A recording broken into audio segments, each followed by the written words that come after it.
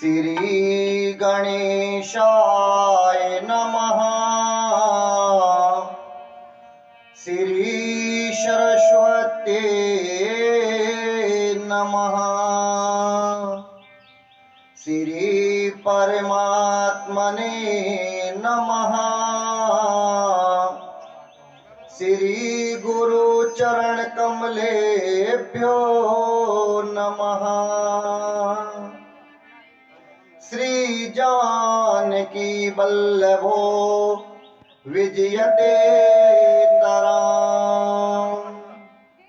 श्री राम कथा रस रसिक प्रभो शंभुनाथ हनुमान। प्रेम सहित आसन धरहु सुनहु कथा करूं गान। बोलिए सियावर रामचंद्र भगवान की जय। श्री सीतानाथ समारंभाम श्री रामानंदार्य माध्यमाम अस्मदाचार्य पर्यंताम वंदे श्री गुरु परंपराम। बोलिए सद्गुरुदेव भगवान की जय। लोकाभिरामं रणरंगधीरं राजीवनेत्रं रघुवंशनाथं कारुण्यरूपं करुणाकरं रामचंद्रं शरणं प्रपद्ये। श्री रामचंद्रं शरणं प्रपद्ये। कर्पूरघोरं करुणावतारं संसार सारं भुजगेन्द्रहारं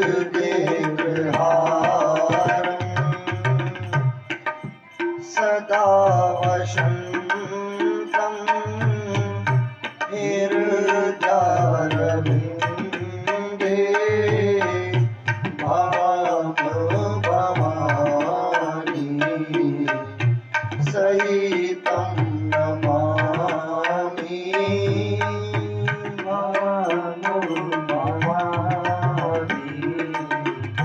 सहितं नमामि। मनोजवं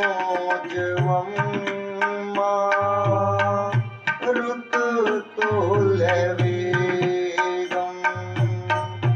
जितेन्द्रियं बुद्धिमतां वरिष्ठं वातात्मजं नरयोधमुख्यं श्रीरामदूतं शरणं प्रपद्ये। श्रीरामदूतं शरणं प्रपद्ये। सीताराम राम राम सीताराम राम राम सीताराम राम राम सीताराम राम राम। राजा राम राम राम राजा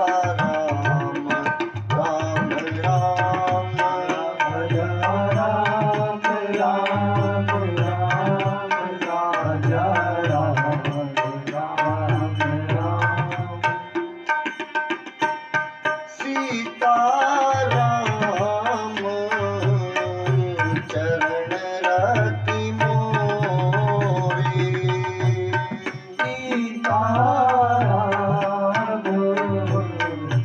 चरण रति मोरे अनुदीन बढ़ाओ अनुग्रह तोरे अनुदीन बढ़ाओ अनुग्रह तोरे मंगल भवन अमंगल हारी मंगल भाय अमंगल हारी प्रभु सुदशरथ अजर बिहारी प्रभु सुदशरथ अजर बिहारी सीताराम राम राम सीताराम राम राम सीताराम राम राम सीताराम राम राम हो राजा राम राम राम राजा राम राम राम हो सीताराम राम राम सीताराम राम राम माता रामो मत पिता रामचंद्र स्वामी रामो मत सखा रामचंद्र सर्वस्व में रामचंद्र दयालु नान्यम जाने नैव जाने न जाने बंदों सिर तुलसी के चरण जिनकी न्यू जग काज कली समुद्र बूढ़त लखियों परगट्यों सप्त जहाज सिया राम में सब जग जानी करहूं प्रणाम जोरी जुग पानी बोलिए सियावल रामचंद्र भगवान की श्री बाल कृष्ण भगवान की उमापति महादेव की अंजनी पुत्र हनुमान की श्री रामचरित्र मानस भगवान की पूज्यपाद गोस्वामी तुलसीदास जी महाराज की ओम नमो पार्वती पतये हर हर महादेव।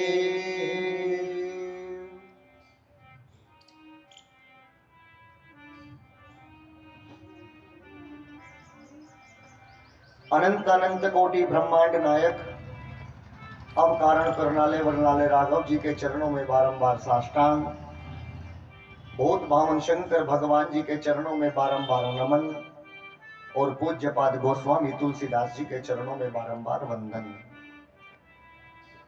यहाँ पर बैठी सभी मेरी माताएं बहनें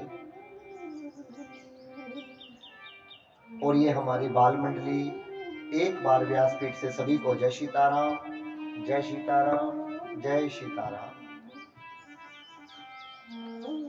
आपके सरस्वती बिहार मेरठ में चल रही 9 दिवसीय राम कथा के आप और हम आज यहाँ पर प्रथम दिवस के रूप में एकत्रित हुए हैं। आप बड़े भाग्यशाली हैं। क्यों? क्योंकि घर में कोई छोटी सी भी पूजा पाठ करानी होती है तो एक योजना बनानी पड़ती है कि पंडित जी को बुलाओ, सामग्री खरीद कर लाओ, बच्चे का जन्मदिन है, करनी पड़ती है ना। यहाँ आपको कोई योजना नहीं बनानी पड़ी। कल आपको जब पता चला, जब आपके घर पर कलश पहुंचा, तो इसे राघव की कृपा न कहें तो और क्या कहें। ये कथा आपके इस सरस्वती विहार में अभी 2 दिन बाद होनी थी, यानी 23 तारीख से होनी थी, लेकिन जैसी हरि कृपा कहीं, हरि की इच्छा। किसी ने कहा है, नर सोचे नहीं होत है और हरि सोचे तत्काल। बलि चाहत वैकुंठ को पर पठयूं पाताल। हम और आप चाहे कितनी भी योजना बना लें, लेकिन जब तक मेरे ठाकुर की इच्छा नहीं होगी, जब तक कोई भी कार्य पूरा होने वाला नहीं है। आज के मुख्य यजमान के रूप में श्रीमान जी राजकुमार जी और उनकी धर्मपत्नी श्रीमती सरोज देवी और उनके पुत्र अमित और उनकी पत्नी मधु देवी और उनके एक पुत्र सुमित और रेखा। आज इन्होंने पंचांग पीठ का पूजन कराया, नवग्रहों का पूजन कराया और साथ में व्यासपीठ का भी पूजन कराया। और सबसे बड़ी बात है कि आज जो कलश यात्रा हुई उसमें भी हमारे चौधरी राजकुमार जी ने श्री रामचरितमानस को अपने सिर पर धारण कर आज कलश यात्रा में भी भाग लिया। बड़े सौभाग्यशाली हैं। और जो माता बहन आज कलश यात्रा में रही, सबके लिए एक बार बहुत बहुत धन्यवाद। मेरे राघव की कृपा सबके घर में बरसे, हनुमान जी के साथ सबके घर में वास करें। चलिए अब कथा को प्रारंभ करते हैं। मैं आपसे पूछता हूं कि आप यहां क्यों आए हैं।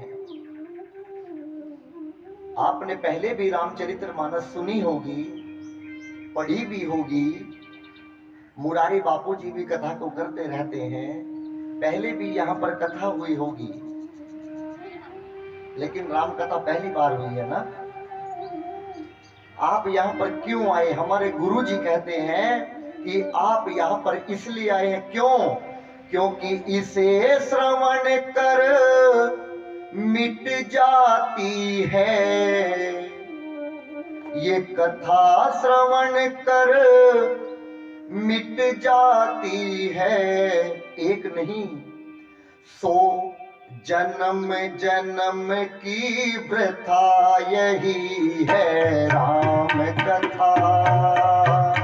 ओ जय श्री राम कथा, ओ जय जय राम कथा, ओ जय श्री राम कथा।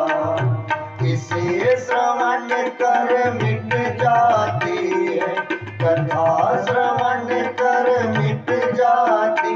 100 जन्म जन्म की प्रथा यही है राम कथा। ओ जय श्री राम कथा, ओ जय जय राम कथा, ओ जय श्री राम कथा।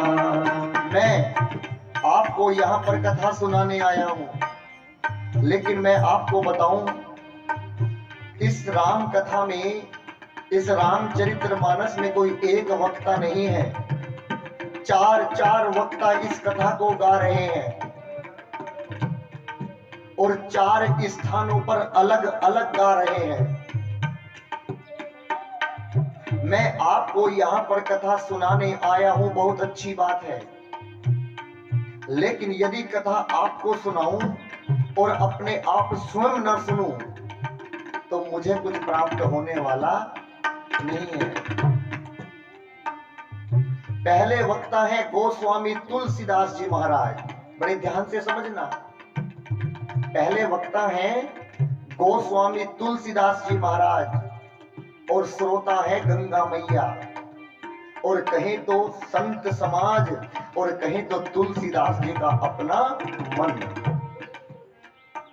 जब कोई किसी की बात को नहीं सुनता, अकेला पड़ जाता है, तो वो अपनी ही बात को अपने आप को सुनाने लगता है। गोस्वामी जी इस कथा को गा रहे हैं। स्थान है काशी जी के 80 घाट पर। गोस्वामी तुलसीदास जी इस कथा को सुना रहे हैं। किसको? गंगा मैया को। कह रहे हैं, राम कथा कलिका मत गाए, सुन संजीवनी मोर सुहाए। राम कथा कलिका मत गाए, जीवनी मोर।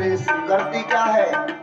बुध विश्राम सकल जग रंजनी, राम कथा कलि कलुष विभंजनी। राम सकल जग रंजनी, राम कथा कलि कलुष विभंजनी। तेरा परमारथ बन जाए, तेरा परमारथ बन जाए, मेरा परमारथ बन जाए, मेरा परमारथ बन जाए। श्री नारद कर यथा यही है राम कथा, ओ जय श्री राम कथा, ओ जय जय राम कथा, ओ जय श्री राम कथा। पहले वक्ता कौन है? गोस्वामी तुलसीदास जी। गोस्वामी तुलसीदास जी कहते हैं कि मैं तुम्हें कौन सी कथा सुनाऊं गंगा मैया? मैं तुम्हें वो कथा सुनाऊंगा जो प्रयागराज तीर्थ में बैठकर याज्ञवल्क्य जी ने भरद्वाज जी को सुनाई थी। अब दूसरे वक्ता कौन आ गए? याज्ञवल्क्य जी महाराज, और श्रोता हैं भरद्वाज जी। तुलसीदास जी कहते हैं, महामोह शशि शेष विशाला, राम कथा कालिका कराला। महामोह महिषेष विशाला, राम कथा कालिका कराला।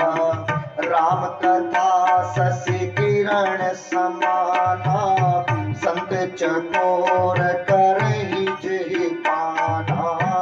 राम कथा शशि किरण समाना, संत चकोर करहि जेहि पाना। पीकर तो भी अमर हो जाए, पीकर तो भी अमर हो जाए, गाके तू भी अमर हो जाए, गाकर तू भी अमर हो जाए। श्री हनुमंत यथा यही है राम कथा, ओ जय श्री राम कथा, ओ जय जय राम कथा, ओ जय श्री राम कथा। याज्ञवल्क्य जी कहते हैं कि हे भरद्वाज जी, मैं आपको कौन सी कथा सुनाऊं? मैं आपको वो कथा सुनाऊंगा जो कैलाश पर्वत पर बैठकर शंकर भगवान ने मां पार्वती को सुनाई थी। अब तीसरे वक्ता कौन आ गए? शंकर भगवान जी, और श्रोता है मेरी मां जगदम्बा।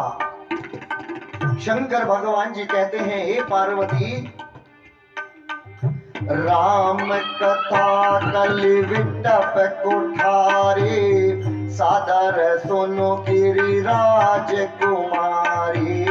राम कथा कलि विटप कुठारी, सादर सुनो गिरिराज कुमारी। कुल्हाड़ी कुल्हाड़ी देखी है आपने? कुल्हाड़ी लकड़ी काटने के काम आती है। शंकर भगवान जी कहते हैं, हे पार्वती, जब ये कलयुग के विकार वृक्ष बन जाए, इनको काटने के लिए कौन से विकार?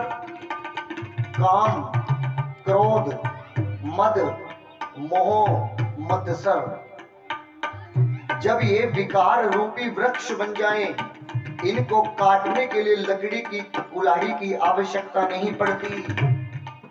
जिसके जीवन में ये राम रूपी कथा है, ये राम रूपी कथा ही कुल्हाड़ी है, और जो इसको पढ़ता है या इसको सुनता है या इसको गाता है या दूसरों को सुनाता है, उसके जीवन में विकार रूपी वृक्ष बचने वाला नहीं है, अपने आप कटकर समाप्त हो जाता है। कितना सुंदर पांडाल लगा है। अभी यहाँ पर बहुत सारे कबूतर आ जाएं, देखे हैं ना कबूतर, और पीछे से आकर कोई ताली बजा दे तो क्या एक भी कबूतर बचेगा? शंकर भगवान कहते हैं, पार्वती, जिस प्रकार ये हाथ की ताली बजाने से पक्षी उड़ जाते हैं, उसी प्रकार जो राम रूपी कथा में बैठकर ताली बजाता है, उसके अंदर जो संशय के जो पक्षी बैठे हैं, वो अपने आप उड़कर समाप्त हो जाते हैं। बाबा कहते हैं,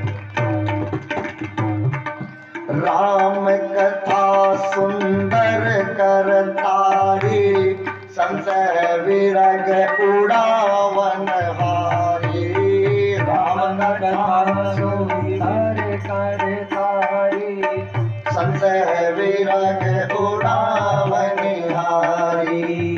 तेरा सब संशय भागेगा, तेरा सब संशय भागेगा।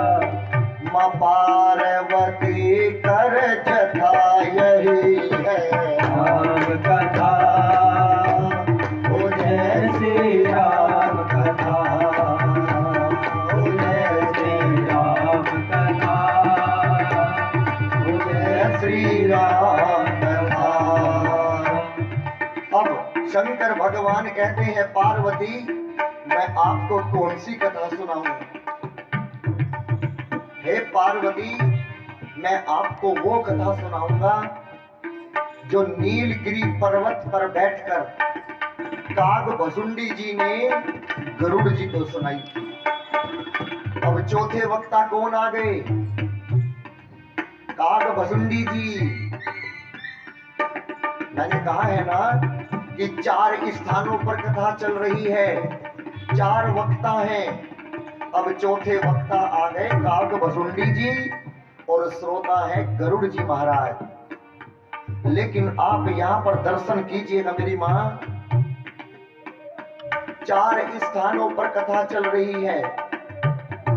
3 स्थानों पर श्रोता ने वक्ता से कथा सुनी, वक्ता ने श्रोता को सुनाया, लेकिन चौथे स्थान पर ऐसा नहीं हुआ। जो गरुड़ जी महाराज श्रोता बनकर आए थे, वो काग भसुंडी जी को उल्टी कथा सुनाने लगे। काग भसुंडी जी ने पूछा कि आप यहाँ पर क्यों आए हैं? कथा सुनने आए हैं कि सुनाने आए हैं? गरुड़ जी महाराज ने बड़ा प्यारा सा उत्तर दिया। उन्होंने कहा, सुन होतात जेहि कारण आए हो, सो सब भयउ दरस तब पायउ। कारण आए हो, सो सब भयउ दरस तब पायउ। देखि परम पावन तब आश्रम, गयउ मोह संशय पावन तब आश्रम, गयउ मोह संशय नागर। अब श्री राम कथा यति पावनी, सदा सुखद दुख पुंज न सावनी।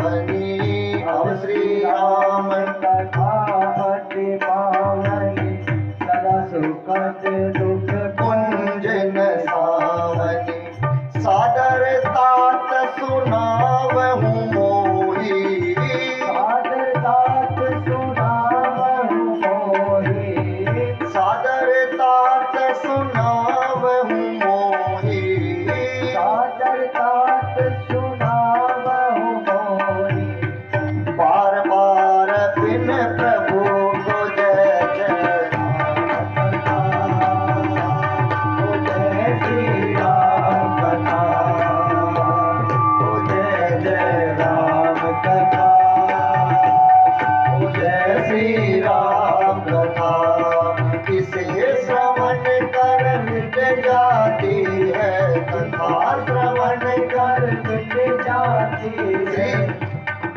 इसे श्रवण कर मिट जाती है, कथा श्रवण कर मिट जाती सो जन्म जन्म की प्रथा यही है। राम कथा, ओ जय श्री राम कथा, ओ जय श्री राम कथा, ओ जय श्री राम कथा। इसे श्रवण कर मिट जाती है क्या? एक नहीं, कितने जन्मों की? 100 जन्म जन्म की वृथा यही है राम कथा। ओ जय श्री राम कथा। इसलिए मैंने आपसे पूछा कि आप यहाँ क्यों आए हैं? आप यहाँ अपने जीवन की वृथा को समाप्त करने आए हैं। मैं आपसे पूछता हूं कि रोज एक व्यक्ति सुबह को 10 बजे रोज आपके घर पर आवे, रोज 10 बजे सुबह को, और आकर क्या सुनावे? मैंने कहां पर नौकरी की, कितने बच्चे हैं, कितने मकान हैं। रोज आवे और यही कथा सुनावे। आप कितने दिन सुनेंगे? 1 दिन, 10 दिन, 20 दिन। जैसे ही 21वां दिन आएगा, आप कहेंगे कि देखो बेटा दरवाजा बंद कर दो। क्यों? वो आएगा और सर का दर्द बढ़ाएगा। क्यों?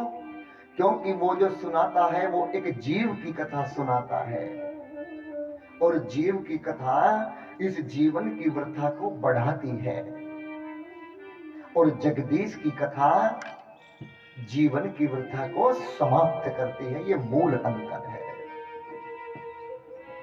दोनों है कथा, लेकिन जीव की आपस में कथा सुनोगे तो आपके सर में दर्द बढ़ेगा, और जगदीश की कथा सुनोगे तो आपके जीवन की जो सर का दर्द है वो अपने आप समाप्त होगा। ये मूल अंतर है।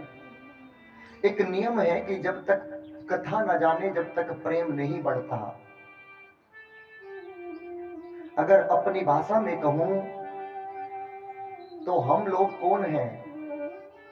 हम लोग एक मार्केटिंग एजेंट हैं। किसके? भगवान के। जिस प्रकार बड़ी बड़ी कंपनियों के सेल्समैन होते हैं और द्वार द्वार पर जाकर अपने प्रोडक्ट को बेचते हैं, लेकिन असली सेल्समैन की तब तारीफ की जाए मेरी मां, जब गंजे को भी कंघी बेचकर आ जाए। अरे बाल वालों को तो सभी बेच देंगे। उसी प्रकार हम भी भगवान के मार्केटिंग एजेंट हैं। हमको ठाकुर ने भेजा है और कहा है किसी के फोन की इंतजार मत करना। आपको जाओ, घर घर जाओ, द्वार द्वार जाओ, शहर शहर जाओ, गांव गांव जाओ, एक एक व्यक्ति के घर जाओ, और जो मुझ में नहीं लगा उसके भी हाथ को पकड़कर मेरे चरणों में लगाओ। ये हमारा काम है। इसीलिए मैंने कहा कि हम लोग भगवान के मार्केटिंग एजेंट हैं। बताइए, हम लोग ना आते, इस पंडाल को ना लगाते, तो आप लोग आज इस चर्चा को कैसे सुनते? पूरा दिन ऐसे ही चला जाता। ये आप पर मेरे राघव की कृपा नहीं कहीं तो और क्या कहें। ये कृपा है, बरस रही है। बस कौन अपने दामन में इस बरसात को लेता है, ये उसके भाग्य की बात है। हम तो क्या कर रहे हैं कल से? राम नाम के हीरे मोती मैं बिखराऊं गली गली।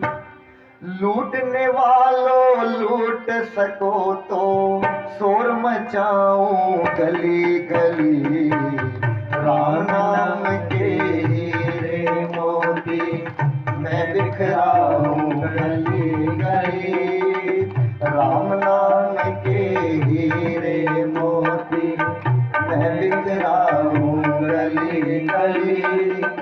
लूटने वालों लूट सको तो शोर मचाओ गली गली, शोर मचाओ गली गली। देखिएगा, यहाँ पर गोस्वामी तुलसीदास जी ने एक चौपाई लिखी है। प्रात सबसे शुरू में तुलसीदास जी कहते हैं, अरे मन करी विषय अनल बाण जराई, होई सुखी जो सर पर करी। करी माने हाथी, अवध में करी माने हाथी होता है। गोस्वामी तुलसीदास जी कहते हैं कि ये जो हमारा मन है, ये मन रूपी हाथी है और ये विषय की अग्नि में दिन रात जलता है। विषय क्या है? ये आंख कहती है कि हमें अच्छा देखने में आनंद नहीं आता महाराज जी, बुरा बुरा कहीं हो रहा हो तो उसे देखने में आनंद आता है। ये आंखों का विषय है। ये कान कहते हैं कि अच्छा ना सुना जाए, यदि किसी की बुराई हो रही हो तो ऐसे सुनते हैं कि मानो जैसे अमृत बरस रहा है। ये कान का विषय है। ये त्वचा ये कहती है कि कठोर कठोर स्पर्श ना हो, कोमल कोमल स्पर्श होता रहे। ये त्वचा का विषय है। इसी विषय की अग्नि में ये मन रूपी हाथी दिन रात जलता है। अभी कितने बजे हैं? 3:30, 4, 4:15 बजे हैं। अभी मन किया कि एक कप गर्मा गर्म चाय मिल जाए तो आनंद आ जाए, और साथ में मन किया कि यदि पकौड़ी भी होती तो कितना आनंद आ जाता। फिर एक मन ने कहा कि यदि साथ में धनिये की चटनी भी होती खट्टी मीठी तो और आनंद आ जाता। देखिएगा, इसी मन ये हमें मन फंसाता है। इसी मन रूपी अग्नि में, विषय रूपी अग्नि में ये दिन रात जलता है। गोस्वामी तुलसीदास जी कहते हैं कि जब जंगल में आग लगती है मेरी मां, तो हाथी बाहर जाने का मार्ग नहीं ढूंढता। क्यों? क्योंकि उसे पता है यदि मैं बाहर जाऊंगा कोई वृक्ष जलकर मेरे ऊपर गिर जाएगा और मेरी मृत्यु हो जाएगी। वो ढूंढता है तो एक ठंडे से सरोवर को ढूंढता है। क्यों? पता है जब तक सरोवर में बैठा रहूंगा ये अग्नि मेरा बाल भी बांका नहीं कर सकती। जिसके जीवन में ये राम रूपी कथा है, ये क्या है? ये एक ठंडा सरोवर है। और ये जगत क्या है? ये एक वन के समान है, ये जल रहा है। यदि इसमें ज्यादा घुसोगे तो जलने का डर है। और यदि इस ठंडे सरोवर में बैठना है तो कोई भी पुराण उठाकर पढ़ना शुरू कीजिएगा और दूसरों को पढ़ाना शुरू कीजिएगा। जब तक ये जगत रहेगा, जब तक आपकी श्वास रहेगी, ये जगत रूपी संसार आपको नहीं जला सकता, नहीं जला सकता। लोग कहते हैं कि महाराज जी कथा तो बहुत सुनते हैं लेकिन कोई असर नहीं होता। असर क्यों होगा बताइए? जब कोई फ्री की टिकिया हम खरीद कर जब फ्री की टिकिया हम कहीं से लाते हैं सर दर्द की, तो वो हम नहीं खाते, वो हमारे घर का फ्रिज खा जाता है। क्यों? क्योंकि पता है फ्री की है। वो हमारे घर की अलमारी में रखी रहती है। असर क्यों करेगी? आप देखना 10 दिन कथा चलेगी, 9 दिन कोई पत्रकार आएगा क्या यहाँ पे? ये निकालेगा क्या सरस्वती बिहार में टंकी वाले पार्क में चल रही है राम कथा, आइए और अपने भाग्य बढ़ाइए। लेकिन यदि कोई दुर्घटना हो जाए तो तुरंत अगले दिन हेडिंग आएगी कि सरस्वती बिहार, टंकी वाला पार्क, पूज्य ललित जी महाराज, श्री राम कथा व्यास, गिरा पांडाल, 4 आदमी जख्मी।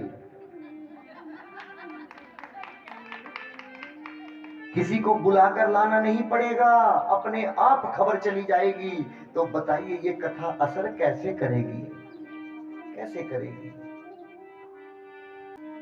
हमारा धर्म, मुझे कहना नहीं चाहिए, अगर ये समय समय पर ये काम ना हो, ये कथाएं ना हो, चाहे आप बुलाओ, चाहे भगवान की कृपा अपने आप कोई आए, अगर ये ना हो तो हमारे धर्म को डूबने से कोई नहीं बचा सकता। ये बचा है, ये संतति बची है तो केवल इन कथाओं से बची है, केवल कथाओं से।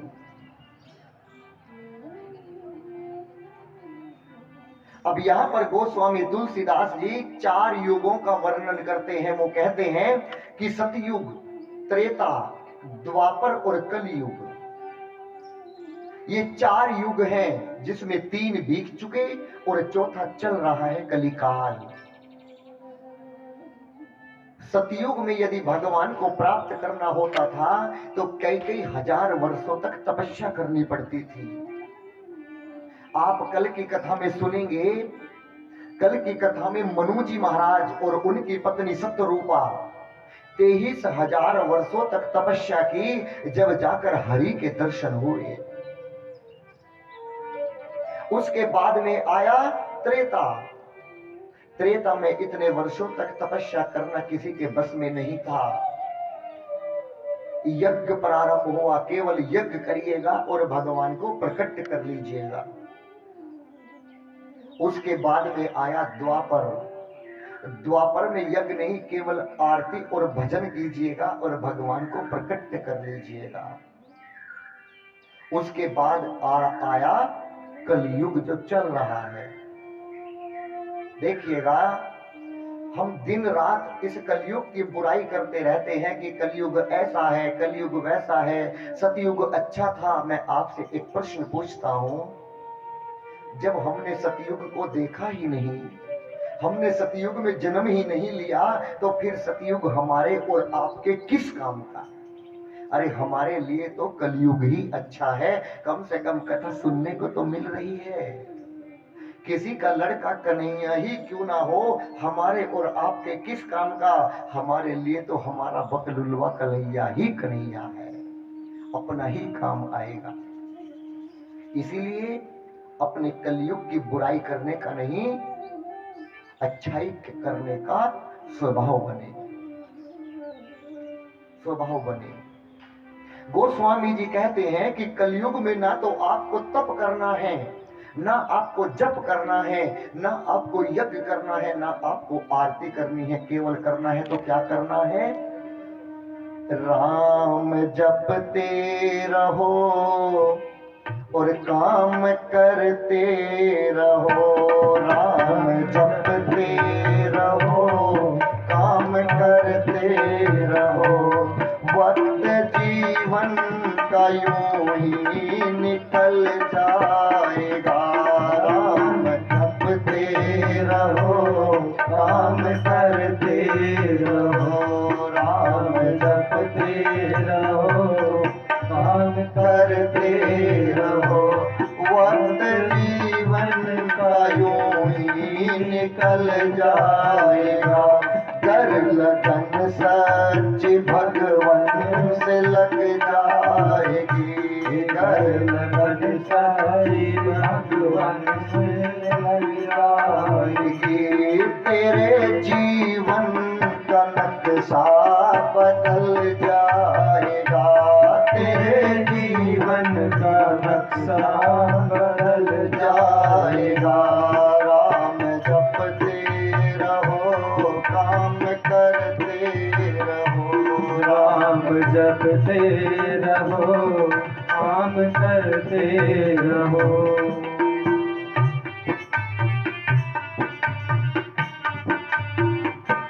लाख 84 भरमन किया दुख सहन। लाख 84 भरमन किया दुख सहन। पाया मुश्किल से तब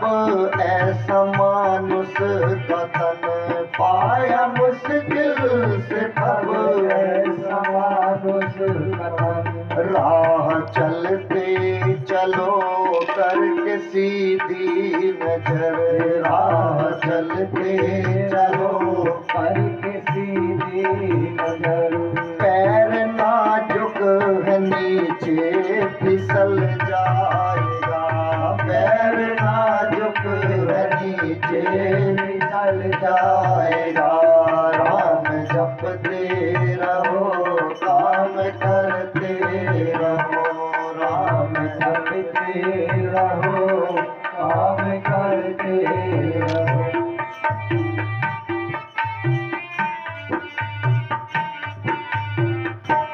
बोल तूने किया मैं करूँगा वफा, बोल तूने किया मैं करूँगा वफा। बोल तूने किया, कौल माने वादा।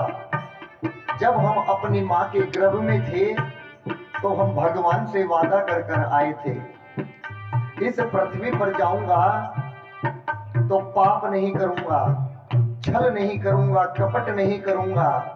लेकिन जैसे ही जन्म लिया कुछ बड़े हुए सब भूल गए, सब भूल गए हम लोग। बाबा कहते हैं कौल तूने किया मैं करूंगा वफा, कौल तूने किया मैं करूँगा वफा। पर गया भूल कुछ ना कमाया नफा, पर गया भूल कुछ ना कमाया नफा। आगे मस्ती में तू मूलधन खा गया, आगे मस्ती में तू मूलधन खा गया। आखिरी में तेरा सर कुचल जाएगा, आखिरी में तेरा सर कुचल जाएगा। राम जपते रहो काम करते रहो, राम जपते रहो काम करते रहो। वक्त जीवन का यूं ही निकल जाएगा, वक्त जीवन का यूं ही निकल जाएगा। राम जपते रहो काम करते रहो, राम जपते रहो काम करते रहो।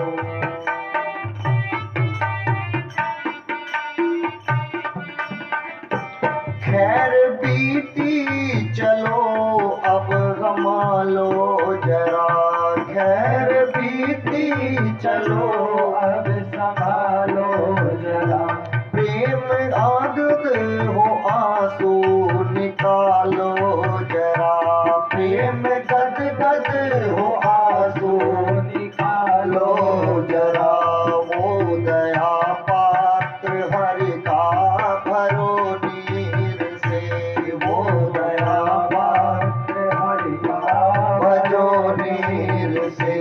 भरते भरते किसी दिन छलक जाएगा, भरते भरते किसी दिन छलक जाएगा। राम जपते रहो काम करते रहो, राम जपते रहो काम करते रहो। वक्त जीवन का यूं ही निकल जाएगा। मुक्ति जीवन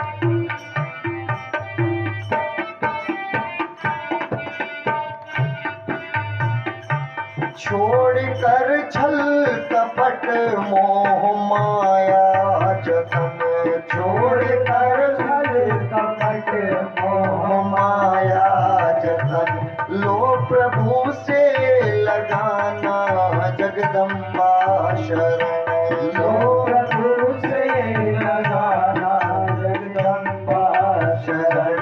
मोम सा है जिधर इन दया सिंधु का, मोम सा है जिधर इन दया सिंधु का। असर पड़ते ही फौरन पिघल पिघल जाएगा, असर पड़ते ही पूर्ण पिघल जाएगा। राम जपते रहो, काम करते रहो, राम जपते रहो, काम करते रहो। अंत जीवन का यूं निकल जाएगा, भक्त जीवन करूनी निकल जाएगा। काम करते रहो और नाम जपते रहो। अलग से समय निकालने की आवश्यकता नहीं है कि महाराज जी समय नहीं मिलता पूजा करने का, क्या करें, काम ही घर में इतना रहता है, ये बहाना नहीं चलेगा। क्यों? क्योंकि कलयुग में हमारे पुराण कहते हैं कि अलग से समय निकालने की आवश्यकता नहीं है। कुछ भी आप कर रहे हैं, बस केवल काम करते करते भगवान का नाम जप लो। कलयुग में यही बेड़ा पार करने के लिए बहुत है। अब यहां पर गोस्वामी तुलसीदास जी ने 7 कांड लिखे। पहला कांड लिखा श्री बाल कांड, दूसरा लिखा श्री अयोध्या कांड, और तीसरा कांड लिखा श्री अरण्य कांड, और चौथा कांड श्री किष्किंधा कांड, और पांचवा कांड आप सब लोग जानते हैं जिसे कहते हैं श्री सुंदर कांड। और पांचवा कांड लिखा गोस्वामी तुलसीदास जी ने श्री लंका कांड, और 7वां कांड लिखा उत्तर कांड। उत्तर कांड इसलिए लिखा, गोस्वामी जी कहते हैं कि जिसको 6 कांड पढ़ने के बाद ये रामचरितमानस समझ में ना आए, कोई मन में प्रश्न हो कि मुझे ये समझ में नहीं आया, तो वो केवल सबसे बाद वाला 7वां कांड पढ़ ले। इसीलिए गोस्वामी तुलसीदास जी ने उस कांड का नाम रखा है उत्तर कांड। इसमें सब प्रश्न के उत्तर मिल जाएंगे। अब यहाँ पर 7 कांड लिखने के बाद में गोस्वामी तुलसीदास जी ने 7 श्लोक लिखे। पहले मानो कि जैसे एक एक कांड के लिए एक एक श्लोक लिखा हो। पहले श्लोक में गोस्वामी तुलसीदास जी लिखते हैं, वर्णानामर्थ संघानाम रसानाम छंदसाम यपि मंगलानाम च कर्तारो वंदे वाणी विनायको। गोस्वामी तुलसीदास जी ने मां सरस्वती और गणेश जी की वंदना की। पहले आप यहां पर दर्शन कीजिएगा, हम लोग कभी भी कोई घर में पूजा करते हैं या करवाते हैं तो सबसे पहले गणेश भगवान जी की पूजा करते हैं। लेकिन गोस्वामी तुलसीदास जी ने गणेश भगवान जी की वंदना नहीं की, पहले सरस्वती मां की वंदना की। क्यों?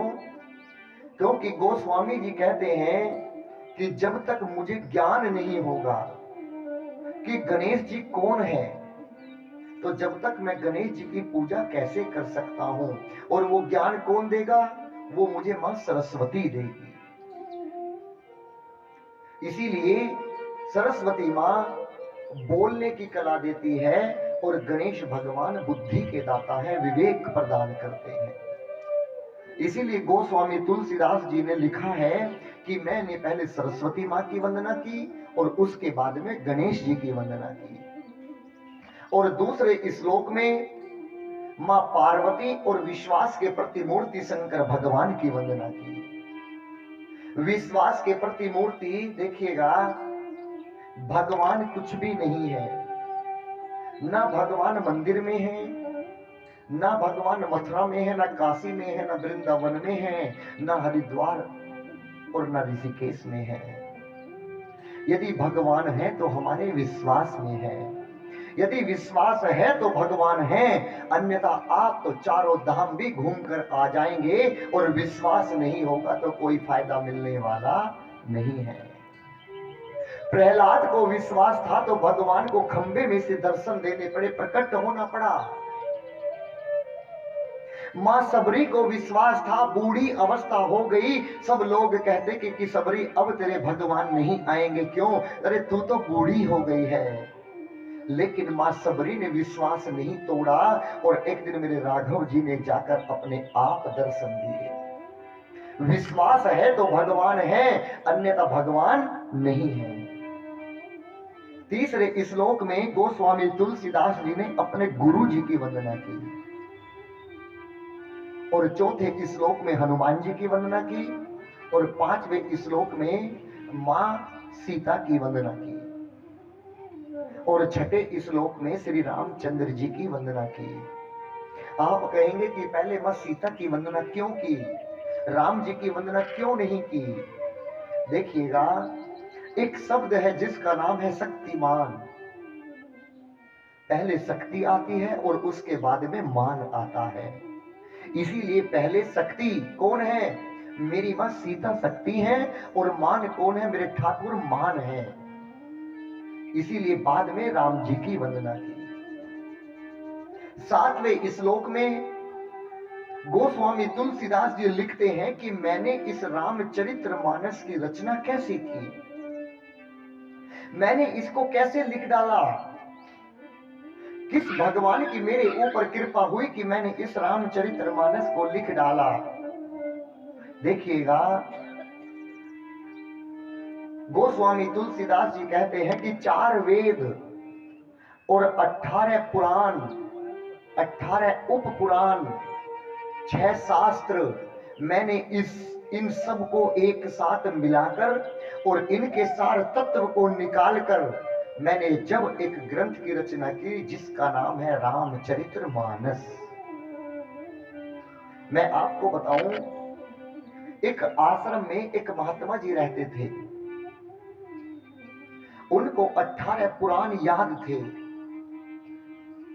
वो जब भी रात को सोते थे तो अपने शिष्य को बुलाते थे और कहते थे कि मुझे रामचरितमानस की चौपाई सुनाओ। एक दिन उनके गुरुजी से उन शिष्यों ने पूछा कि गुरुजी, आपको तो 18 पुराण याद हैं, फिर आप सोते समय रोज रात को रामचरितमानस की चौपाई क्यों सुनते हैं? कभी भागवत नहीं सुनते, शिव पुराण नहीं सुनते? गुरुजी ने बड़ा प्यारा सा उत्तर दिया। कहा कि बेटा, एक प्लेट में आम रखा हो और एक प्लेट में मौसमी रखी हो, एक प्लेट में आम या संतरा रखा हो और एक कांच के गिलास में इन तीनों का जूस निकाल कर रखा हो, तो बेटा आप कौन सा पिएंगे? यदि आप होते तो बताइए, वो फल खाते कि वो जूस पीते? जूस पीते ना। क्यों? क्योंकि तीनों फल का टेस्ट उस जूस में आ जाता। उन शिष्यों ने कहा कि गुरुवर, हम वो फल क्यों खाएंगे, हम तो वो कांच का गिलास उठाकर पी लेंगे, तीनों फलों का टेस्ट उसमें मिल जाएगा। तो गुरुजी ने कहा कि बेटा, मैं भी वही गिलास पी रहा हूं। ये जो 17 जो पुराण हैं, ये 17 अलग अलग फल हैं। ये अलग अलग फलों का मैंने जूस निकालकर एक गिलास में रस तैयार किया है। इन 17 पुराणों का जूस निकाला, जो भी इसमें अच्छाई थी वो सब एक जूस का गिलास तैयार किया जिसका नाम है रामचरितमानस। बस मैं केवल इसको पीता हूं और मुझे 17 का आनंद अपने आप आ जाता है, अपने आप आ जाता है। मैं आपसे पूछता हूं, क्या आपको किसी को श्रीमद् भागवत गीता का कोई श्लोक याद है? आप कहेंगे नहीं।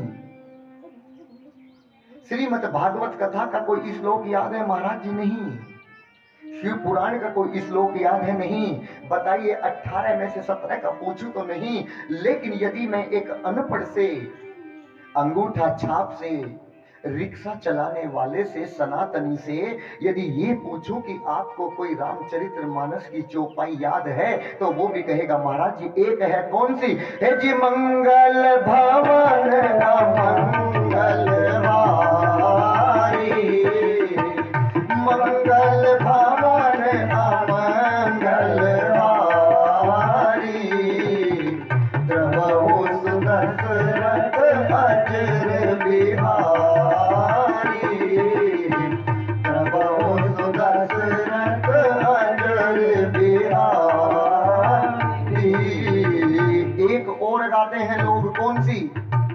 किसी से भी पूछूं वो भी कहेगा महाराज जी एक और याद है, कौन सी? होगा वही जो राम रच राखा, होगा वही जो राम रच राखा, और क्यों कर तरक बढ़ावे साखा, क्यों कर तरक बढ़ावे साखा। बताइए याद है कि नहीं है? लेकिन ये बाद वाली चौपाई ऐसे नहीं है, ये है हो यही सोई जो राम रच राखा, और क्यों करी तर्क बढ़ावे साखा। सब लोग कह देते हैं होगा वही जो राम रच राखा, लेकिन चौपाई कैसे है? हो यही सोई जो राम रच राखा। सबको याद है। देखिएगा, जीवन में जिसको दो का सहारा मिल गया उसे आगे बढ़ने से कोई नहीं रोक सकता। पहला, किसी ग्रंथ का आश्रय मिल जाए, और दूसरा किसी संत का सहारा मिल जाए। संत कहां आते हैं? जहां पर ग्रंथ पढ़े जाते हैं, और जहां पर ग्रंथ पढ़े जाते हैं वहां पर संत को बुलाना नहीं पड़ता, संत अपने आप उसके दरवाजे पर पहुंच जाते हैं। जब मेरी मां सबरी को बुढ़ापा आया, किसी ने कहा कि मां तू तो बहुत बूढ़ी हो गई है, अब तेरे भगवान नहीं आएंगे। तो मां ने बड़ा प्यारा सा जवाब दिया। मेरी मां सबरी ने कहा, किस लिए आस छोड़े कभी ना कभी, क्षण विरह के मिलन में बदल जाएंगे नाथ, कब तक रहोगे खड़े एक दिन,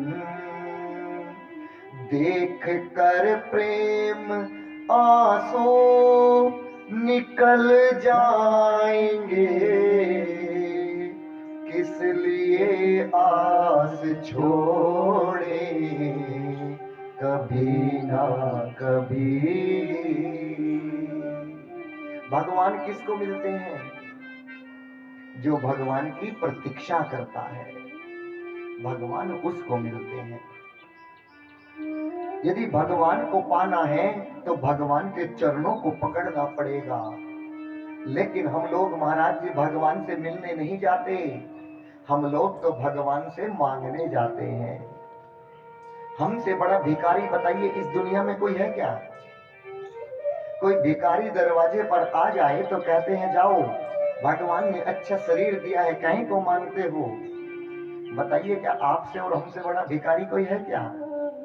एक दिन भी एक लोटा जल बिना मन्नत मांगे मंदिर में चढ़ाया हो तो बताइए, अपने दिल में झांकिएगा। यदि कोई आपसे पड़ोसी रोज 20 रुपए मांगने लगे या 1000 रुपए मांगने लगे तो कितने दिन दोगे? कहोगे अरे ये तो रोज मांगता है, आज इसको भगाओ यहां से। उसी प्रकार जब भगवान से आप लोग रोज मांगते हैं तो भगवान को कितना बुरा लगता होगा। बस हे भोलेनाथ, बस इस बार एक पोता मिल जाए तो बस एक मन लड्डू चढ़ा दूं, बस बेटा इस बार पास कर ले तो बस सवा मनी का भोग लगा दूं। बताइए हम लोग कितने बड़े भिखारी हैं, है ना मां? कभी भी भगवान से मिलने नहीं जाते, भगवान से मांगने जाते हैं। क्या सबरी मां ने भगवान से कुछ मांगा? क्या केवट ने भगवान से कुछ मांगा? क्या जटायु जी ने भगवान से कुछ मांगा? और क्या जो पत्थर की नारी बनी थी अहिल्या, क्या भगवान से कुछ मांगा? भगवान उसे ही मिलते हैं जो भगवान से कुछ मांगता नहीं है, जो भगवान के चरणों में प्रेम करता है। कैसे? आपने सुना होगा, ये तो प्रेम की बात है उद्धव, ये तो प्रेम की बात है उद्धव, बंद बंदगी सबके बस की नहीं है, ये तो प्रेम की बात है बोलो। बंदगी सबके बस की नहीं है, ये तो प्रेम की बात है ओधो, ये तो प्रेम की बात है ओधो। बंदगी सबके बस की नहीं है, बंदगी सबके बस की नहीं है। सिर देकर होते हैं सौदे, सिर देकर होते हैं सोए। पास की इतनी सस्ती नहीं है, आस की इतनी सस्ती नहीं है, ये तो प्रेम की बात है ओधो, प्रेम की बात है ओधो।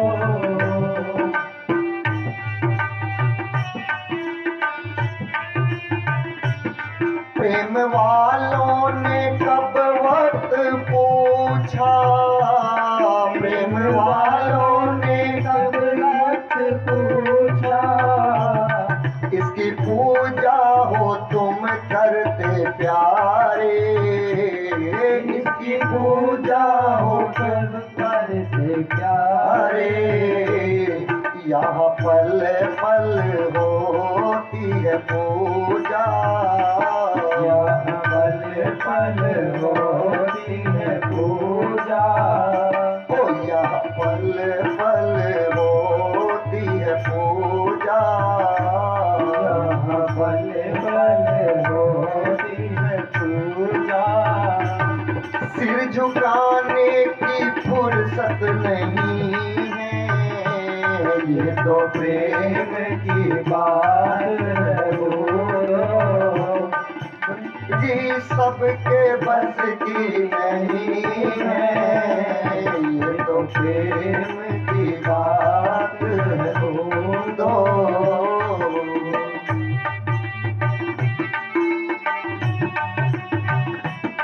जो असल में है मस्ती में डूबे, जो असल में है मस्ती में डूबे, उन्हें परवाह क्या जिंदगी की, उन्हें परवाह क्या जिंदगी की।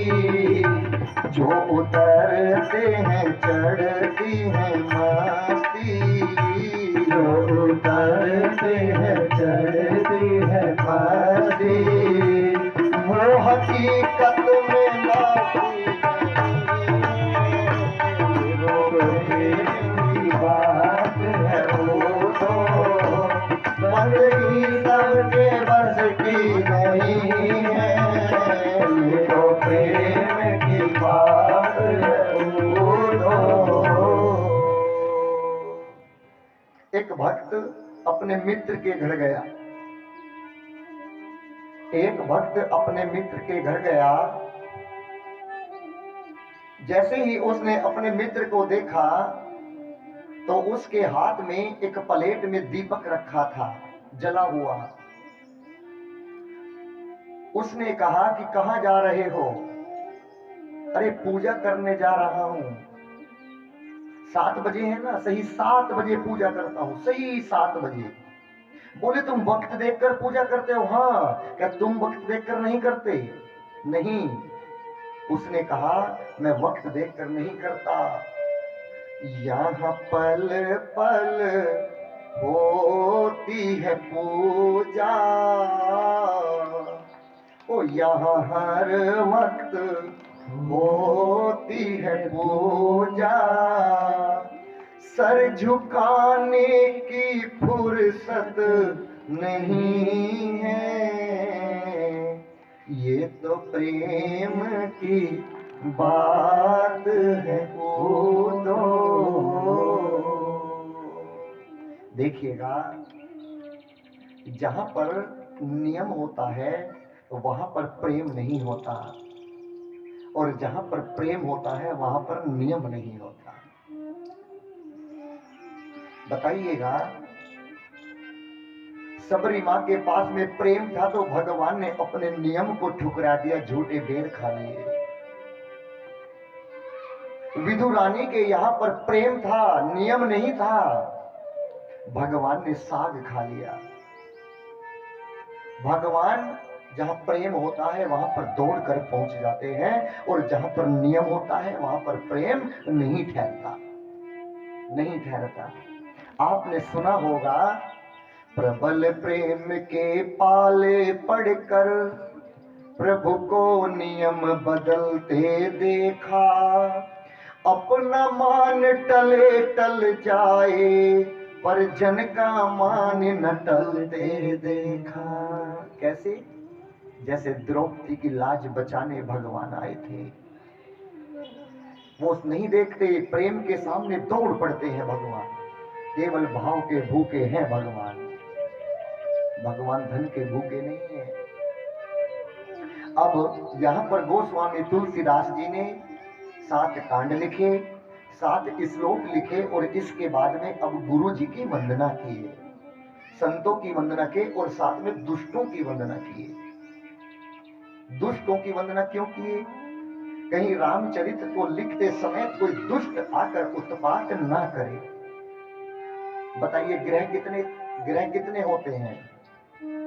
बताइए, 9 होते हैं ना। पंडित जी आते हैं ना नवग्रह की पूजा करने, लेकिन एक 10वां ग्रह है। कौन सा? दामाद, दम आद, जिसको देखने के बाद दम फूलने लगे, दम आद, जिसका नाम ही दम आद है। देखिएगा, घर में भले ही भीगी बिल्ली बनकर रहे, लेकिन जैसे ससुराल में पहुंच जाता है कि आंख का बबूला बन जाता है। जब कभी विवाह बेटी बेटे का होता है तो दामाद और बेटी को बुलाना अनिवार्य होता है। क्यों? कहीं रूठ ना जाए। और अब जो बेटी का या बेटे का पिता, बेटी का जो पिता होता है, वो सोचता है कि यदि इसको किसी काम पर नहीं लगाऊंगा तो इसकी सारी बात माननी पड़ेगी और ये शादी में विघ्न डालेगा। 4 आदमी इसको अलग से चाहिए। तो जो अकलमंद ससुर होते हैं वो दामाद को कन्यादान लिखने में लगा देते हैं। जब जनवरी का महीना ठंड पड़ती है, कड़ाके की ठंड, बेचारा बाहर बैठकर कन्यादान लिखता है और मन में लड्डू फूटते हैं। क्या? अरे देखो, मुझे सबसे बड़ा डिपार्टमेंट मिला है, मेरे ससुर ने मुझे धन दिया है कि कन्यादान लिखो। वाह! ससुर कहता है कि बेटा तुझे फंसाया गया है, खाना भी नहीं खा पाता, सुबह को 1-1 रुपए का हिसाब देना पड़ता है। ऐसे ही गोस्वामी तुलसीदास जी ने दुष्टों की भी वंदना की। अब यहां से कथा को मैं शुरू करता हूं और बड़े ध्यान से कथा को सुनना। हम गोस्वामी तुलसीदास जी कथा को काशी से उठाकर प्रयागराज ले जाते हैं। बाबा कहते हैं, भरत द्वाज मुनि बसहि प्रयागा, भरत द्वाज मुनि बसहि प्रयागा, तिन्हि राम पद अति अनुरागा, तिन्हि राम पद अति अनुरागा, तापस सम दम दया निदाना, तापस सम दम दया निदाना, परमारथ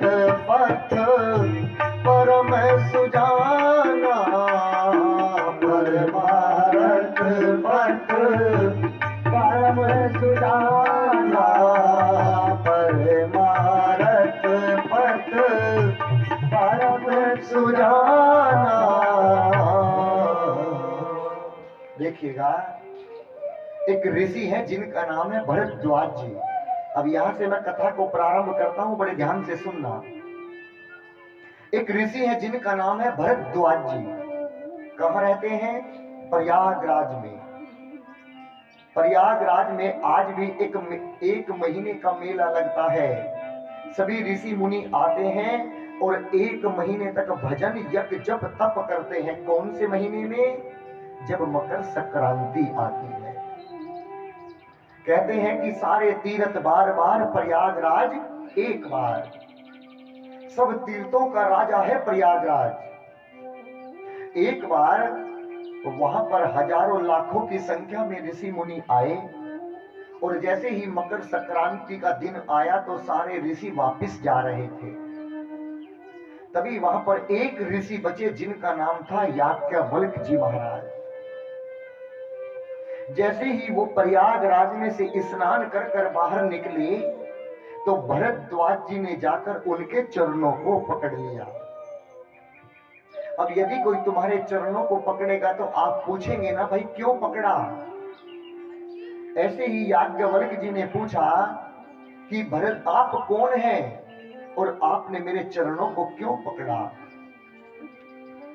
भरद्वाज जी ने कहा कि हे याज्ञवल्क्य जी, मैंने आपके चरणों को इसलिए पकड़ा कि मैं आपसे एक प्रश्न पूछना चाहता हूं और मेरा नाम भरद्वाज है और मेरा यहीं पर आश्रम है।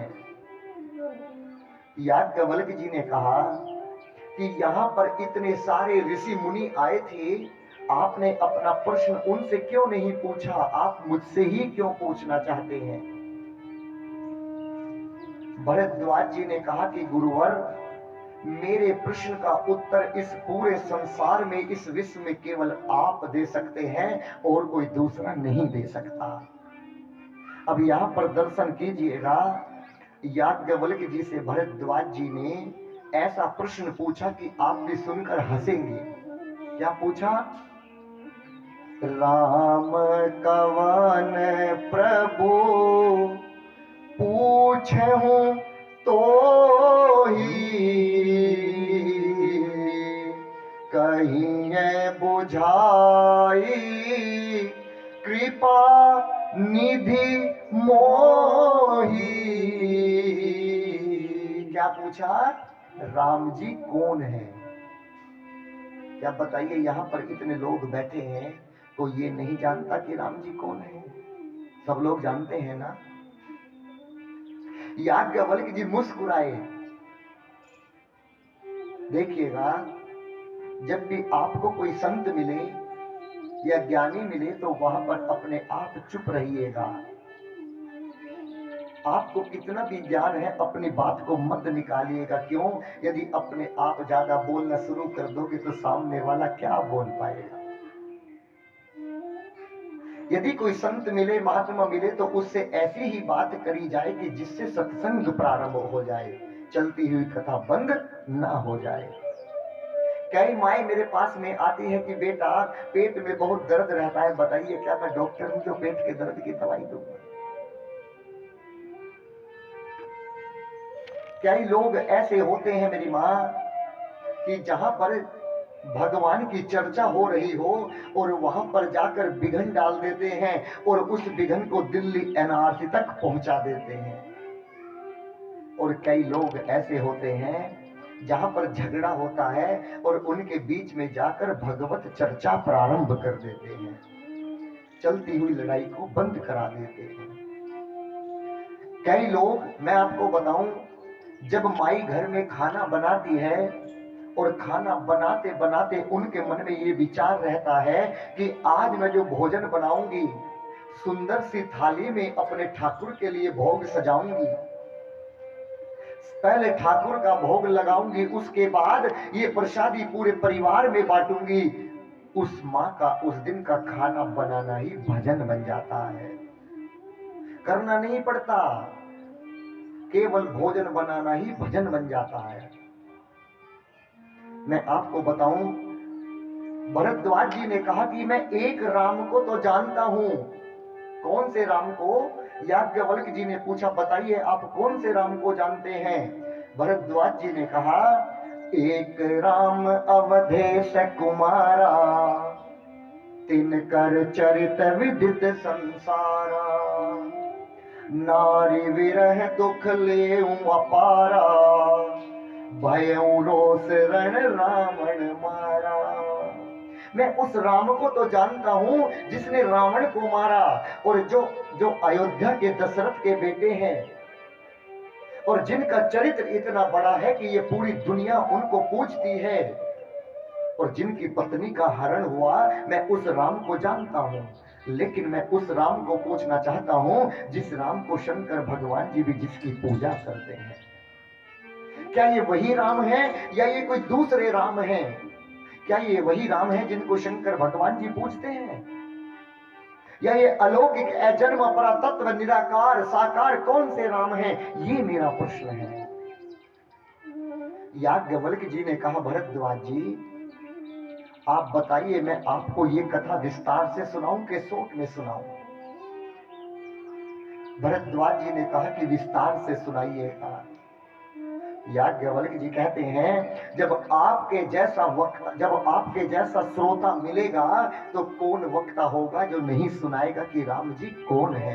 मैं तुम्हें अवश्य सुनाऊंगा, लेकिन उससे पहले बाबा कहते हैं, एक बार क्या कहा कि हे भरद्वाज जी, मैं आपको अवश्य सुनाऊंगा कि राम जी कौन है, लेकिन मैं उससे पहले तुम्हें एक दूसरी कथा सुनाता हूं।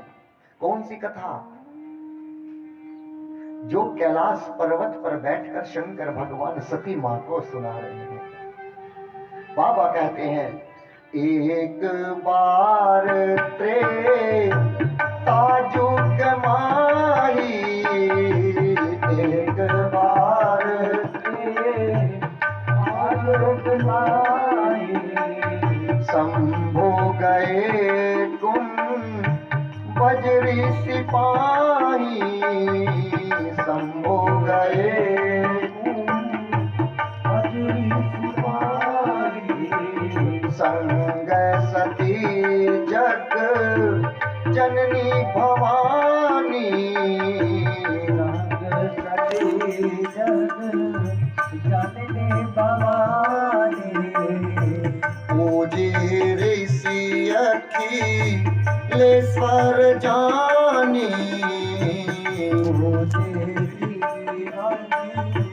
अखिलेश्वर जानी, राम कथा मुनि बरज बखानी, राम कथा मुनि बरज बखानी, सुनी महेश परम सुख मानी, परम महेश परम सुख मानी, सुनी